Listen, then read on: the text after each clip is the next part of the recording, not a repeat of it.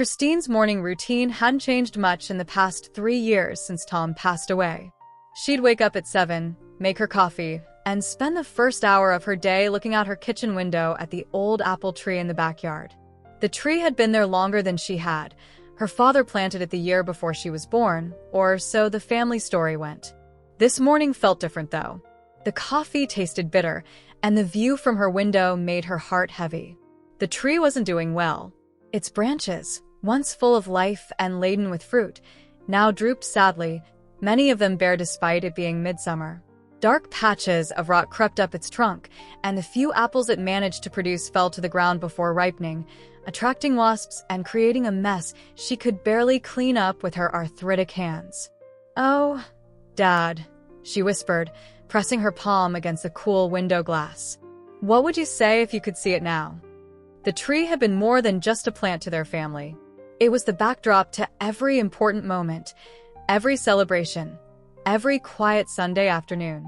She remembered her father building her a swing on its strongest branch when she was 7. The rope had left marks on the bark that were still visible today, though the swing itself was long gone. Her mother would spread blankets under its shade during summer picnics, and the whole family would gather there to escape the heat, telling stories and sharing sandwiches. Christine set her coffee mug in the sink and walked to the back door, her slippers shuffling against the linoleum floor. Her joints protested as she made her way down the 3 wooden steps to the yard, but she ignored the pain. The grass was wet with morning dew, soaking through her slippers, but she didn't mind. Standing beneath the tree's canopy, she could almost pretend nothing had changed, that her parents were still alive, that Tom was just inside making breakfast, that the tree wasn't slowly dying. But reality had a way of asserting itself. A branch creaked ominously above her head, and when she looked up, she could see straight through the canopy in places where leaves should have been. The bark under her fingers felt loose, and pieces came away in her hand when she touched it. The tree was sick, and no amount of wishful thinking would make it better. She'd been avoiding this decision for months, maybe even years. Every spring, she'd tell herself the tree just needed time, that it would bounce back once the weather warmed up. But each year, it got worse. The apples grew smaller, the leaves sparser, and now even the strongest branches were beginning to rot. Back inside, Christine picked up her phone and stared at it for a long moment. The tree service's number had been sitting in her contacts for weeks, ever since her neighbor mentioned them after seeing the state of the tree. Her thumb hovered over the call button as memories flooded her mind. She thought about the day her father taught her how to make apple pie using fruit from their very own tree. She'd been terrible at it, the crust too thick, the filling too sweet, but he'd eaten 2 slices anyway, praising her effort with every bite. That had become their tradition. Every fall, they'd pick apples together and bake pies. Even after she moved out and got married, she'd come back home for apple picking day. Tom had loved that tree too. He proposed to her under its branches one warm spring evening, having secretly strung fairy lights through its canopy earlier that day. They'd taken their wedding photos beside it, and years later, pictures of their children climbing its branches joined the family album. Now those photos were all she had left of both Tom and the tree's better days. The arthritis in her fingers made itself known again as she gripped the phone tighter. At 65, she wasn't old by today's standards, but her body seemed determined to remind her of every year. Just like the tree, she supposed everything aged, everything changed. Nothing lasted forever. "Stop being silly," she muttered to herself. "It's just a tree." But even as she said it, she knew it wasn't true. It was her father's legacy, a living piece of family history. Every spring, it had bloomed with pink-white flowers that filled her yard with their sweet scent. Every summer, it had provided shade for reading and afternoon naps. Every fall, it had given them fruit for pies and cider and simple snacking. And every winter, its bare branches had stood strong against the snow and wind, a promise that spring would come again. Now, though, it was becoming dangerous. The last storm had sent a large branch crashing onto her garden shed. She was lucky it hadn't hit the house, or worse, fallen on someone. Being sentimental wouldn't change the fact that the tree was dying, and keeping it standing was irresponsible. With a deep breath, Christine pressed the call button. The phone rang 3 times before someone answered. Conway's Tree Service, a cheerful voice said. "Hello," Christine replied, her voice slightly shaky. "I need someone to look at an old apple tree. I think it needs to be removed." As she made the appointment for later that week, Christine felt a weight settle in her chest. It was the right decision, she knew that. But it felt like saying goodbye to an old friend, like erasing another piece of her history. She had no way of knowing that this decision would unearth far more than just the tree's roots. It would dig up secrets her father had buried decades ago, secrets that would change everything she thought she knew about her family's past. The morning Glenn Conway arrived, the sky was overcast and threatening rain. Christine had spent a restless night thinking about the tree, getting up several times to look out her bedroom window at its familiar silhouette against the pre-dawn sky. Now she stood in her kitchen, clutching a fresh cup of coffee, watching a white truck with Conway's Tree Service painted on the side pull into her driveway. A tall man in work boots and a bright yellow safety vest stepped out, followed by 2 younger workers. He walked with the confident stride of someone who knew his business, carrying a clipboard and what looked like a measuring tape. Christine opened the door before he could ring the bell. "Mrs. Battersby?" he asked, extending his hand. "I'm Glenn Conway." "We spoke on the phone about your apple tree." His handshake was firm but gentle, and his voice had the same cheerful tone she remembered from their call. Up close, she could see laugh lines around his eyes and gray streaks in his beard. Something about his manner put her at ease. "Yes, please come through," she said, leading him around the side of the house. "I've had the tree all my life. Well, technically longer. My father planted it before I was born." Glenn nodded sympathetically as they walked. "Old trees like this, they become part of the family, don't they? I hate having to remove them, but sometimes it's necessary. Mind if I take a look?" Christine watched as Glenn circled the tree, occasionally stopping to make notes on his clipboard. He ran his hands over the bark, peered up into the branches, and tapped various spots on the trunk. His expression grew more serious with each inspection. "I'm afraid the news isn't good, Mrs. Battersby," he said finally. "The rot's pretty extensive. See these dark patches? They go deep into the heartwood. And these cracks here?" He pointed to several long fissures running up the trunk. "They're structural weaknesses. One good storm could split this tree right down the middle." Christine nodded, having expected this verdict, but still feeling her heart sink. "So, it has to come down?" "I'm afraid so. And sooner rather than later, for safety's sake. We can do it today if you'd like. I've got my full crew with me, and the weather's holding." Christine watched from her back steps as Glenn's crew began their work.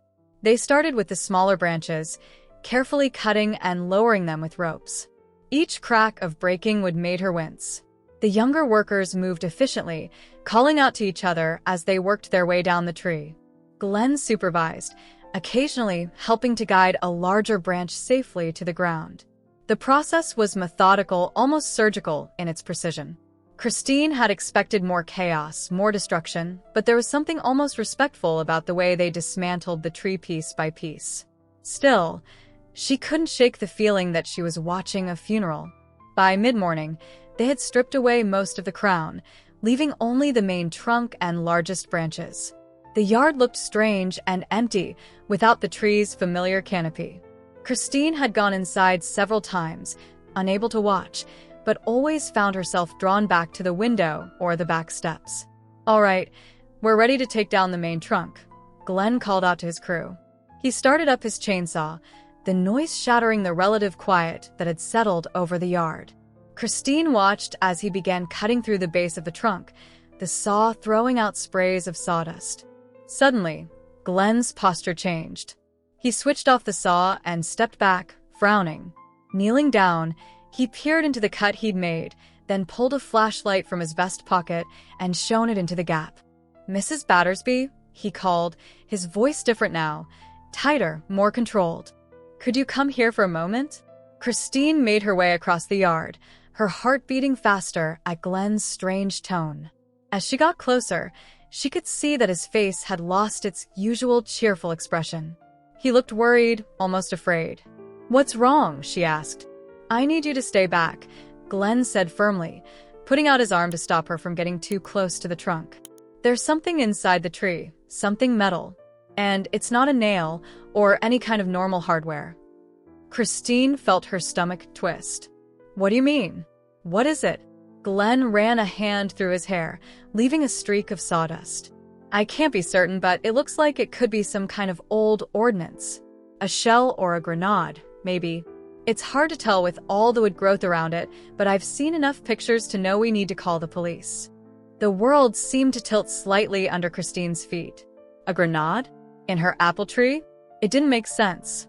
But Glenn was already pulling out his phone, his other hand still extended to keep her back from the trunk. "I don't understand," she said, her voice sounding distant to her own ears. "How could there be a grenade in my tree? My father planted it. He would have known." She trailed off as a memory surfaced. Her father, years ago, telling her never to dig too deep around the tree's roots. She'd always assumed he was worried about damaging them, but now, Glenn was speaking to someone on the phone, his voice calm and professional despite the tension visible in his shoulders. "Yes, that's right. We need the bomb squad." "No, it hasn't been disturbed beyond the initial cut." "Yes, we've cleared the area." Christine sank onto one of the garden chairs, her legs suddenly weak. Above her, the gray sky had finally opened up and a light rain began to fall. She barely noticed it, her mind spinning with questions. What else had her quiet, gentle father never told her about the tree? What other secrets had he planted in their backyard all those years ago? The police arrived with surprising speed, their cruiser's lights painting Christine's suburban street in alternating flashes of red and blue. She watched from her front porch as neighbors emerged from their homes, gathering in small clusters on their lawns to whisper and point. Mrs. Henderson from next door waved and started walking over, but a young officer politely intercepted her, establishing a perimeter with yellow tape. "Ma'am, I'm Detective Sarah Martinez," a woman in plain clothes said, approaching Christine with a badge in hand.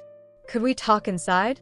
Christine led the detective into her kitchen, where the half-empty coffee pot still sat on the warmer. The familiar space felt different now, almost alien, with a police detective sitting at her worn oak table. Through the window, she could see more officials arriving, vehicles marked with bomb squad and emergency response team. "Would you like some coffee?" Christine asked automatically, falling back on habits of hospitality to keep herself grounded. "No, thank you." Detective Martinez pulled out a small notebook. "I understand this is overwhelming, but I need you to tell me everything you know about this tree. When was it planted? Has anyone ever worked on it before today?" Christine wrapped her hands around her own coffee mug, now cold. "My father planted it in 1957, the year before I was born. He was particular about it. Wouldn't let anyone else prune it or work on it. I always thought it was just because he was proud of it." "And your father's name?" "James Battersby. He passed away 12 years ago." The detective's pen moved quickly across the page. "Was he a veteran, Mrs. Battersby?"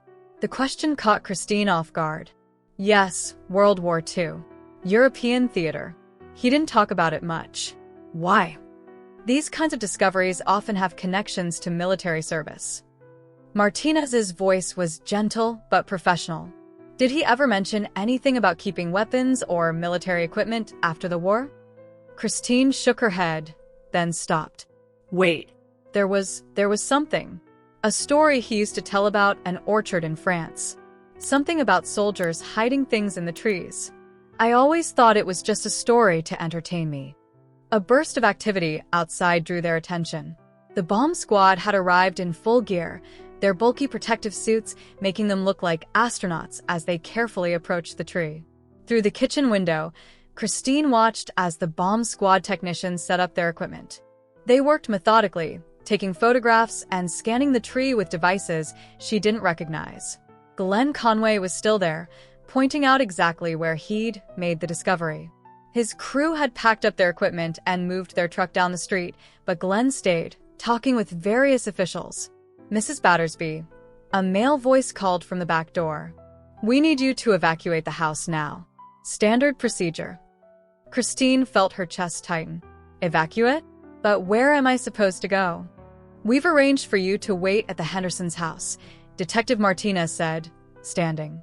Pack anything essential you might need for the next few hours. We don't know how long this will take. Moving through her house in a daze, Christine grabbed her medication, phone charger, and a light jacket. Each item she picked up seemed somehow significant and insignificant at the same time. Her hands shook as she put them into a small overnight bag. In her bedroom, she paused at the dresser where she kept her family photos. On impulse, she grabbed the old album with pictures of her father. As she lifted it, a loose photograph slipped out, her father standing proudly next to the newly planted apple tree, his army jacket still on, dirt on his hands. She'd seen this photo hundreds of times, but now she studied it with new eyes. Was there something in his expression she'd never noticed before? Some shadow behind his smile? Mrs. Henderson met her at the property line with a hug and concerned questions. From her neighbor's living room window, Christine had a different view of her yard, one that made everything look surreal. The bomb squad technicians moved around her beloved tree like surgeons around an operating table. She could see their hand signals, their careful movements, the way they consulted with each other over equipment readings. Time seemed to stretch and compress strangely. Christine sat in Mrs. Henderson's floral armchair, barely touching the tea and cookies her neighbor kept offering, watching the controlled chaos in her yard. Police officers came and went, speaking into radios. More official vehicles arrived. News vans began appearing at the end of the street, reporters setting up cameras just beyond the police tape. Finally, after what felt like hours, there was a subtle shift in the activity outside. The bomb squad technicians stepped back from the tree, and one of them began removing his protective gear. Detective Martinez appeared at Mrs. Henderson's door. Mrs. Battersby? We've confirmed it's a World War II-era hand grenade, likely of German manufacture. It appears to have been deliberately placed in the tree when it was young, and the tree grew around it over the decades. The good news is that our experts believe it's stable, but removing it will be a delicate operation. Christine stared at the detective, trying to process this information. A German grenade. In her father's apple tree. The tree she'd climbed as a child, the tree she'd hung swings from, the tree that had been the heart of her family's home for over 60 years. But why? She whispered, more to herself than to the detective. Why would he do that? Detective Martinez sat down across from her. Mrs. Battersby, we're going to need to ask you some more questions about your father's service during the war. And we'll need to do a thorough sweep of your property. Sometimes, when veterans brought things back from the war. She trailed off as Christine began to cry, not from fear of what might be found, but from the sudden, overwhelming realization that her father, the quiet man who taught her to bake pies and built her a swing and never raised his voice, had carried secrets she'd never imagined. The tree had been his confidant for all these years, holding safe whatever burden he couldn't or wouldn't share with his family. After the bomb squad secured the grenade, Christine was allowed back into her house under police supervision. Detective Martinez had asked her to look for any papers or items from her father's military service that might help explain the discovery. The request sent Christine to her attic, a space she hadn't properly explored since Tom died. The late afternoon sun slanted through the dusty attic window as Christine pulled the cord on the single bare bulb hanging from the ceiling. The space smelled of old wood and forgotten things. Cardboard boxes and plastic storage bins lined the walls, each containing pieces of her family's past. She knew her father's things were up here somewhere. Her mother had packed them away after his death, and Christine had never had the heart to sort through them. She found what she was looking for in the far corner, 3 battered cardboard boxes labeled "Dad's Stuff" in her mother's neat handwriting. The first box contained mostly clothes, his old gardening shoes, some work shirts, the wool sweater he wore every winter. The second held tools and random household items. But the third box made her pause. Inside was a leather satchel she'd never seen before, the kind soldiers carried during the war. The leather was cracked with age, but the military stamps were still visible. Her hands trembled slightly as she opened it. Letters spilled out, dozens of them, some still in their original envelopes, others loose and folded. Most were written in her father's familiar handwriting, but there were others too, in different hands. Many of the envelopes bore military censorship stamps.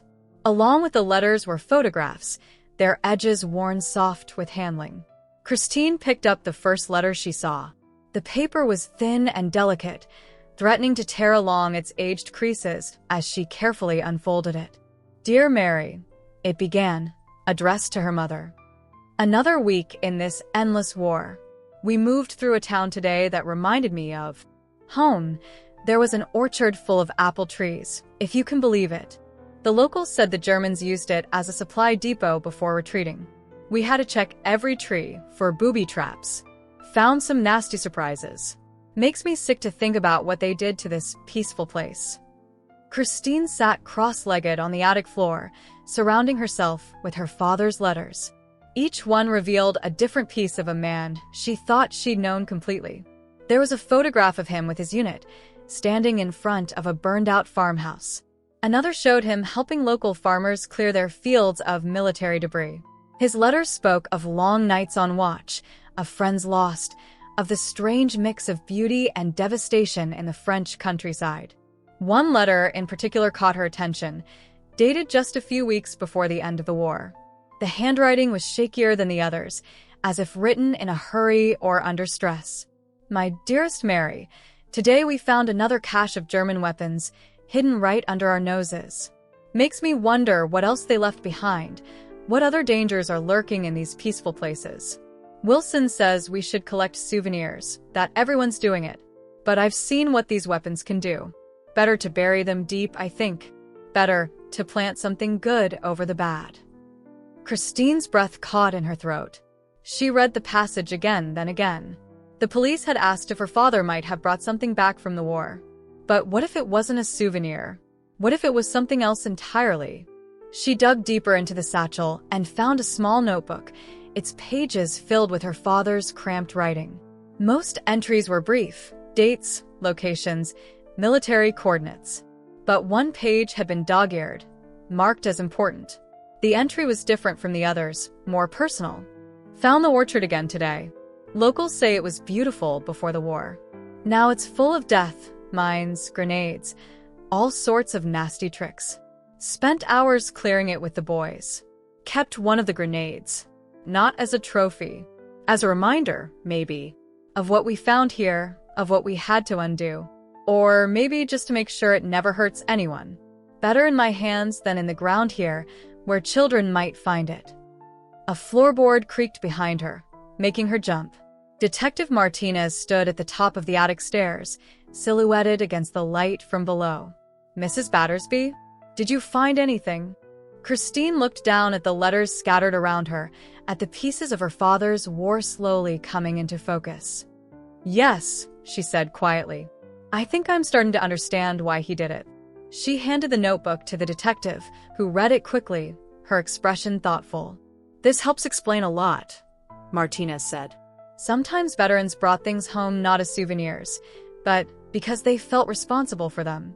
They wanted to make sure these weapons couldn't hurt anyone else."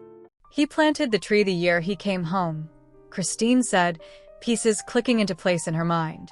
"He must have put the grenade in the ground first, then planted the tree on top of it. Buried the war and grew something beautiful over it." The detective nodded, still reading through the notebook. "We see this sometimes, veterans trying to transform something destructive into something peaceful. Your father chose to make it literally grow into something new." Christine picked up another photograph, her father standing next to the young apple tree, smiling but with something distant in his eyes. She'd always thought he looked tired in this picture. Now she wondered if what she was seeing was relief. Relief at being home, at having found a way to bury his war, at starting something new. "He used to tell me stories about that orchard in France," she said softly. "But he never told me this part. Never told me what he found there, what he brought home. All those years, every time he tended the tree or picked apples or helped me with my pie making, he was standing guard over the secret." The sun was setting outside the attic window, casting long shadows across the floor full of letters and memories. Somewhere below, she could hear police radios crackling as the investigation continued. But up here, surrounded by her father's words, Christine felt closer to understanding him than she had in years. Not just as her father, but as a young soldier who came home carrying more than just his army duffel bag, who found his own way to make peace with what he'd seen. The next morning, Christine sat at Mrs. Henderson's kitchen table, both women clutching mugs of tea as police continued to work in Christine's yard. The news about the grenade had spread through the neighborhood like wildfire, and Mrs. Henderson, Eleanor, as she insisted Christine call her, had apparently known more than she'd let on all these years. "Your father wasn't the only one who brought things back," Eleanor said, her voice low even though they were alone in the house. "My Harold, God rest his soul, he told me stories about what some of the boys carried home. Not just little things like helmets or badges. Some of them couldn't let go of the bigger stuff." Christine leaned forward. "Did you know my father well back then?" "Oh yes, dear. We moved in right after the war, when all these houses were new. Most of the families here were veterans. That's how they could afford the places, with the GI Bill." Eleanor's eyes grew distant with memory. "Your father helped Harold plant our rose bushes. They'd spend hours working in our yards, barely talking. Just understanding each other, I suppose." Christine thought about all the silent afternoons she'd witnessed between her father and the neighborhood men. She'd always assumed they were just being typical reserved fathers of their generation. Now she wondered what unspoken things had passed between them as they traded garden tools and advice about lawn care. "Did you know about the old orchard? The one that used to be where the shopping center is now?" Eleanor's hand trembled slightly as she set down her teacup. "The Marshall place? Oh yes. It was already abandoned when we moved here, but people talked about it. They said the owner, Old Man Marshall, let the government store things there during the war. Ammunition, equipment, that sort of thing. Your father used to get a strange look on his face whenever anyone mentioned it." Christine pulled out the photograph she'd found in the attic, the one of her father standing next to the newly planted apple tree. "This was taken the day he planted our tree. Did you ever wonder why he chose an apple tree? Out of all the things he could have planted."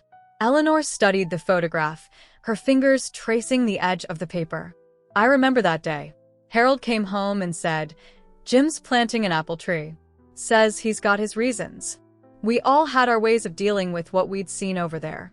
Some men drank. Some never spoke of it. Your father, he gardened." Later that afternoon, Christine found herself walking the 3 blocks to where the old Marshall orchard had once stood. The shopping center parking lot was half full, cars lined up neatly where apple trees had once grown. She tried to imagine what it had looked like back then, tried to picture her father walking these same streets, carrying the weight of his memories. An elderly man was sitting on a bench outside the drugstore, watching her as she stood staring at the parking lot. Something about his intent gaze made her approach him. "Excuse me," she said. "I don't suppose you remember when this was an orchard?" The man's face lit up. "The Marshall place? Sure do. I'm Pete Wilson. Used to deliver groceries to Old Man Marshall before they sold the land." He patted the bench beside him, inviting her to sit. "You look familiar. You're Jim Battersby's girl, aren't you?" Christine sat down, surprised. "Yes, I am. Did you know my father?" Everyone knew Jim. Quiet fellow, but he knew his way around growing things. Used to help Marshall with the orchard sometimes after he came back from the war. Marshall was too old to manage it himself by then. Pete's voice took on a thoughtful tone. "Funny thing about your dad, he was always checking the trees. Not just looking at the fruit or the leaves, but really examining them. Especially the older ones." A chill ran down Christine's spine despite the warm afternoon. "What do you mean, examining them?" "Well, the orchard had been used for storage during the war. Military stuff, you know? After the war, there were concerns about what might have been left behind. Your dad, he seemed extra careful about it. Would spend hours just walking the rows, looking for signs of anything unusual." Christine's hand went to her pocket, where she'd put her father's notebook. "Did he ever find anything?" Pete's expression grew serious. "Can't say for sure. But there was one day, must have been 47 or 48, when he and Marshall spent a whole afternoon digging around one of the old trees. Never knew what they found, but your dad seemed different after that. More settled, somehow. started talking about planting his own trees not long after. Christine opened the notebook and showed Pete the dog-eared page. His eyes widened as he read it. "Well, that explains a few things," he said quietly. "You know, there were rumors about what got stored here. Some said weapons, some said documents. Marshall never talked about it. But your father, he had this way of looking at the trees like they were keeping secrets. Guess maybe they were." The sun was getting lower, casting long shadows across the parking lot. Christine tried to overlay the past onto the present, the neat rows of apple trees where cars now sat, her young father walking among them, carrying the burden of what he knew about war and hidden dangers. "Did you ever wonder why he planted an apple tree in his yard?" she asked Pete. "After everything he saw here?" The old man smiled gently. "Sometimes, when you've seen the worst of things, you need to create something good to balance it out. Your dad, he understood that better than most. He took something scary, something dangerous, and he made it into something beautiful. That tree of his, it wasn't just a tree. It was his way of making peace." Christine thought about the grenade in her own apple tree, about her father's careful tending of it over the years. She'd always thought he was just being a good gardener, but now she understood. He had been standing guard, making sure his buried war stayed buried, protecting his family and his neighbors from what he'd brought home. As she walked back to Mrs. Henderson's house, Christine felt the weight of her father's notebook in her pocket. She had spent years knowing him as the gentle man who taught her to bake pies and build birdhouses. Now she was getting to know another version of him, the young soldier who came home carrying more than just medals, who found his own way to transform something deadly into something life-giving. The bomb squad's discovery of additional metal fragments beneath the tree's roots changed everything. Christine watched from behind the police tape as they set up powerful lights around her yard, preparing for what they called a thorough excavation. The late afternoon sun was fading, but the investigation showed no signs of stopping.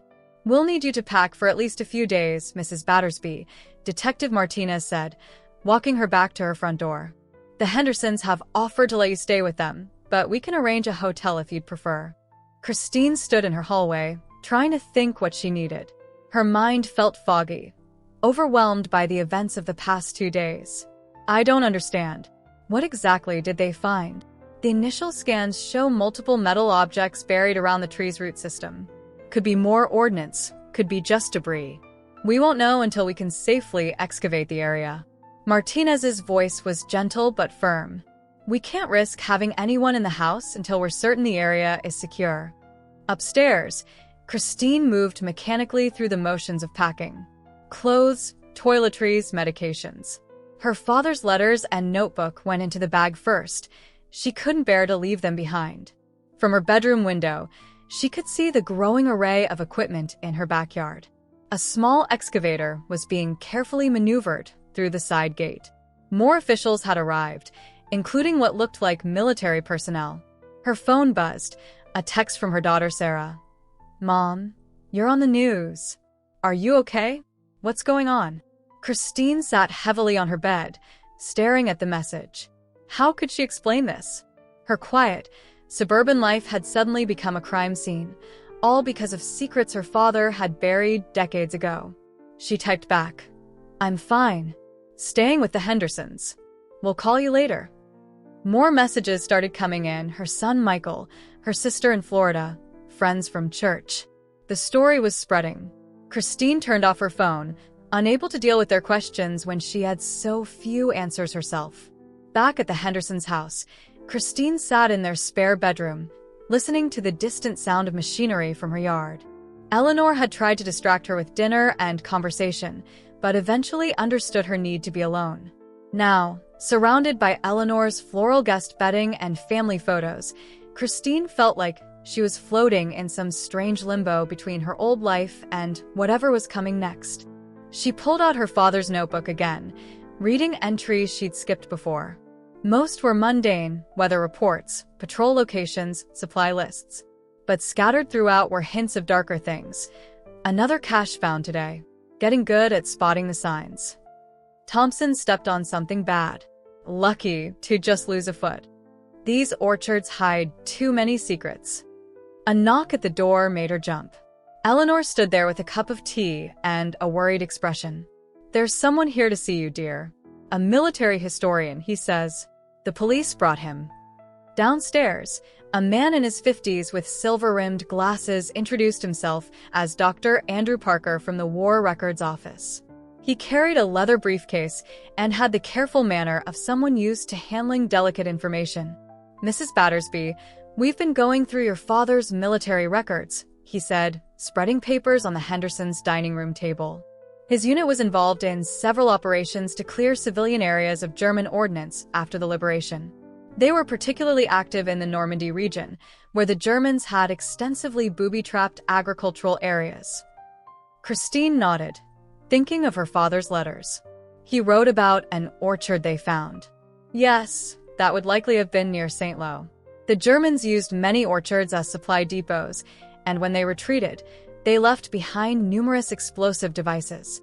Dr. Parker pulled out a yellow document. According to these reports, your father's unit specialized in detecting and removing these devices. They were very good at it. Saved a lot of lives. But why would he bring one home? Christine asked.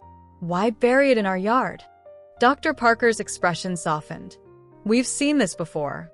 Some veterans, especially those involved in ordnance disposal, developed an almost protective relationship with the devices they handled.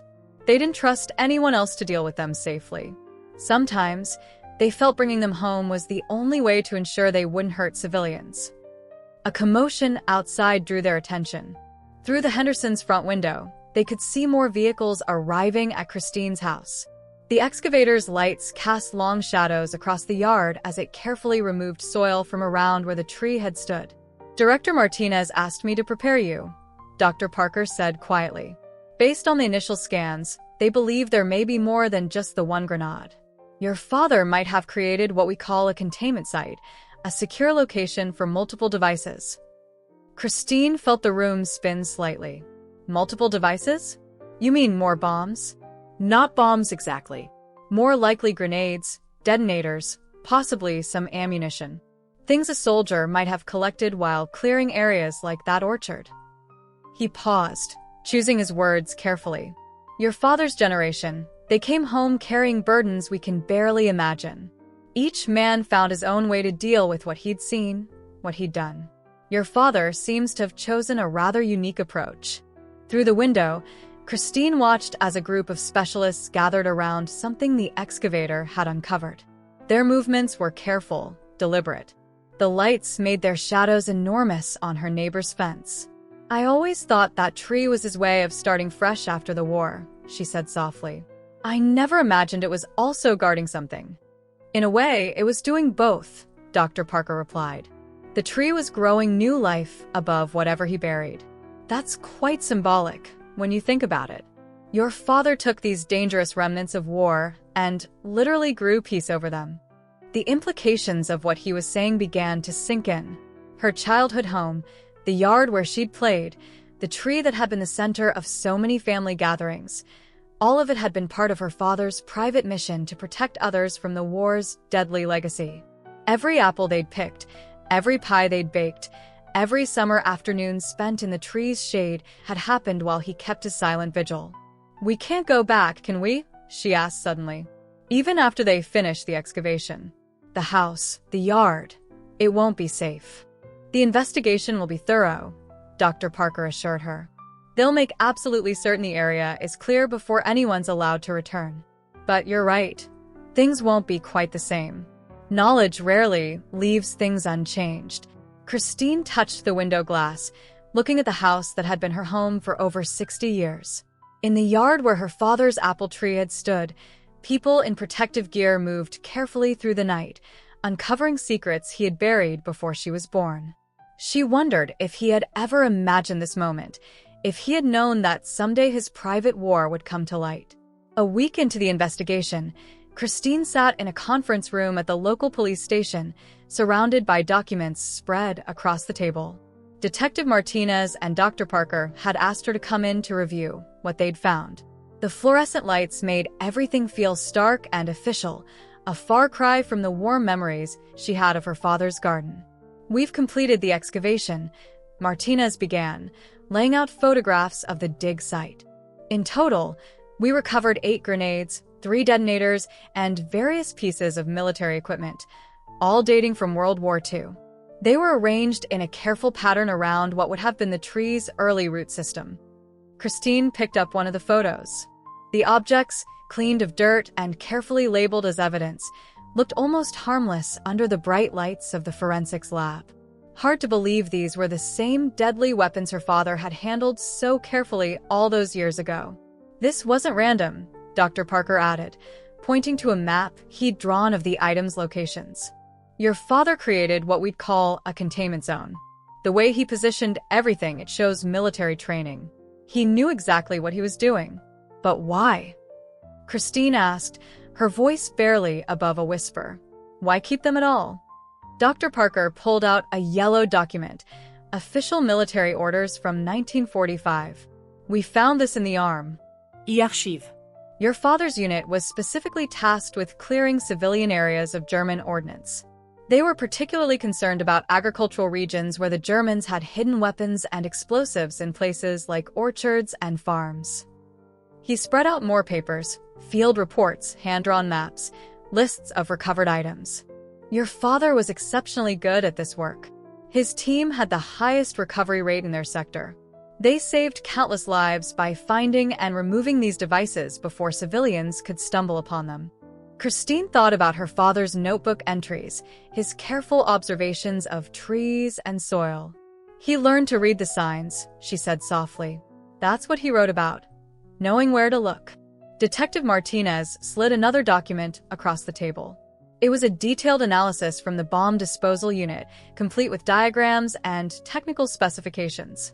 Your father didn't just bury these devices, Mrs. Battersby. He disarmed them first. Every single one was carefully neutralized before being placed in the ground. He made sure they could never hurt anyone. Christine felt tears welling up in her eyes. Even in dealing with these dangerous weapons, her father had thought first of safety, of protecting others. The quiet man who had taught her to garden had also been a skilled explosives expert, using his knowledge first to save lives in France, then to ensure these deadly remnants of war would never harm anyone at home. There's something else, Dr. Parker said, pulling out an old newspaper clipping. We found this in the county archives. In 1947, a local farmer was killed when his plow hit an old German grenade someone had brought back as a souvenir. It was just a few miles from your neighborhood. The piece of paper trembled in Christine's hands as she read the tragic story. The date was just weeks before her father had planted the apple tree. He wasn't hoarding weapons, she realized, looking up at the others. He was collecting them, keeping them from ending up in the wrong places. Exactly, Dr. Parker nodded. We've found records of him helping to dispose of other war souvenirs people brought back. He became known in veteran circles as someone who could handle these things safely. But some he felt he needed to secure himself. Detective Martinez added another file to the growing collection on the table. We've been interviewing other veterans' families in the area. Apparently, your father helped several other veterans deal with weapons they'd brought home. Some he turned over to the military. Others, the more dangerous ones, he seems to have contained himself. The tree, Christine said, understanding finally dawning. It wasn't just about hiding the weapons. It was about transformation. He took these things meant for destruction and buried them beneath something that would grow and bear fruit. Dr. Parker smiled gently. It's quite profound when you think about it. He didn't just hide the physical weapons. He created something beautiful to stand guard over them. Something that would feed and shelter and bring joy to others. Christine picked up another photograph of the excavation site. The hole where her apple tree had stood looked raw and exposed, but around it, she could see the first signs of grass beginning to grow back. Nature, as always, was ready to heal and renew. What happens now? She asked. The weapons will be properly disposed of, Martinez assured her. The soil has been tested and cleared. There's no contamination. You'll be able to return home soon. She paused, then added, the Historical Society has expressed interest in documenting your father's story. They believe it could help other families understand what veterans went through, how they found ways to cope with what they brought home from the war. Christine thought about the generations of children who had climbed in that tree, eaten its apples, swung from its branches. None of them had known they were playing above a carefully planned redemption, weapons of war transformed into a foundation for growth and life. "I'd like that," she said finally. "I'd like people to know what he did. Not just about the weapons, but about the tree. About how he chose to grow something good from something terrible." She gathered up her father's notebook and letters, holding them close. The man who had planted an apple tree over his buried war had been both the father she knew and someone else, a soldier, a protector, a man who had found his own way to make peace with the past. The tree might be gone, but its story, and his, would live on. 3 months after the discovery, Christine stood in her backyard, watching volunteers from the local historical society plant a young apple tree. They'd chosen the same variety her father had planted all those years ago, though they placed it in a different spot. The old location, now filled in and covered with fresh sod, would become part of a small memorial garden. "Are you sure about this?" Sarah asked, standing beside her mother. Christine's daughter had come home to help with the replanting ceremony. "Nobody would blame you if you wanted to just move away after everything that happened." Christine watched as the volunteers carefully positioned the sapling, making sure it stood straight and strong. "This is home," she said simply. "Your grandfather understood something important about healing. Sometimes you have to plant new life right where the old wounds are." The previous months had been a whirlwind of activity. After the weapons were safely removed, Christine had worked with Dr. Parker and the Historical Society to document everything. Her father's letters and notebooks became the centerpiece of a special exhibition about the hidden impacts of war on hometown communities. Veterans' families from across the state had come forward with their own stories of secrets kept and burdens carried. The local middle school had even started bringing students to see the exhibition. Christine found herself telling her father's story to wide-eyed 8th graders, watching them understand for the first time how history lived on in their own backyards. She showed them the photographs, the letters, the careful maps he'd drawn of the French orchards. Their questions helped her see her father's actions in new ways. "Look," Sarah said, pointing to the growing crowd gathering for the ceremony. "Is that Mr. Wilson?" Pete Wilson was indeed making his way across the lawn, leaning on a cane, but moving with determination. Behind him came Eleanor Henderson, and then more neighbors, more families connected to the veterans who'd once made this community their home. They carried pictures, letters, small mementos of their own loved ones who'd served. The ceremony itself was simple, but meaningful. Dr. Parker spoke about the historical significance of what they'd found, about how one man's choice to literally grow peace from the remnants of war had touched so many lives. Eleanor shared memories of the neighborhood in those early post-war years, of the quiet ways the veterans had looked out for each other. When it was Christine's turn to speak, she found herself telling not just her father's story, but the story of the tree itself, how it had sheltered and nourished their family through decades of changes, how it had been more than just a guardian of secrets. She spoke about the pies they'd baked, the childhood games played beneath its branches, the family photos taken in its shade. "My father brought something dangerous home from the war," she told the gathered crowd. "But he didn't let that be the end of the story. He chose to grow something beautiful from it, something that would feed people, shelter them, bring them joy.